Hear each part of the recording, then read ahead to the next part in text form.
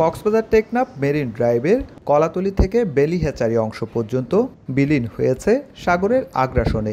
এতে ঝুঁকির মুখে পড়েছে অনেক স্থাপনা। সম্পদ রক্ষায় অনেকেই নিজস্ব অর্থায়নে নির্মাণ করে ছোট ছোট বাঁধ। তারপরও বছরের পর বছর জোড়া লাগেনি মেরিন ড্রাইভের বিলীন হওয়া অংশ।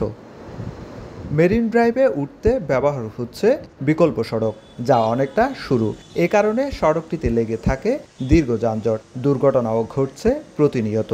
দীর্ঘদিন পর শুরু হচ্ছে বিলীন হওয়া অংশ পুনর্নির্মাণ। এতে খুশি এলাকাবাসী। এই 2 কিলোমিটার রাস্তাটা প্রায় 1.5 ঘন্টা 2 ঘন্টা লাগে এই কলাতলী মুড়ি পৌঁছাতে। যদি যানজটটা মুক্ত হয় তাহলে গ্যাসে শান্তি পাইলো, আমরা গাড়ি চলে আরামদায়ক হলাম। আমাদের পর্যটন শিল্প এটার জন্য অনেক ভালো উপকার পাবে। প্রতি বছর মেরিন ড্রাইভে ভ্রমণ করেন লাখো পর্যটক।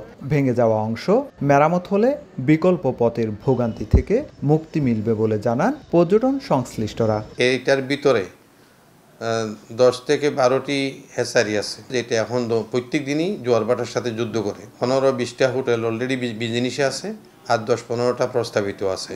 এগুলি হইলে পর্যটনের জন্য পর্যটন বিকাশে আরও সহায়ক হবে। সম্প্রতি ক্ষতিগ্রস্ত এলাকা পরিদর্শন করে সেনাবাহিনীর 10 পদাতিক ডিভিশনের জিওসি জানান, শীঘ্রই শুরু হবে প্রতিরক্ষা বাঁধ নির্মাণ। এরপর করা হবে সড়ক পুনর্নির্মাণ। আমরা ইমিডিয়েটলি কাজ শুরু করব সি ওয়ালের। আর রাস্তার কাজটা যেহেতু জাইকার প্রজেক্ট, এটা একটা প্রজেক্টের অংশ হিসাবে একটা রিভাইজ প্রপোজাল যাবে মিনিস্ট্রিতে।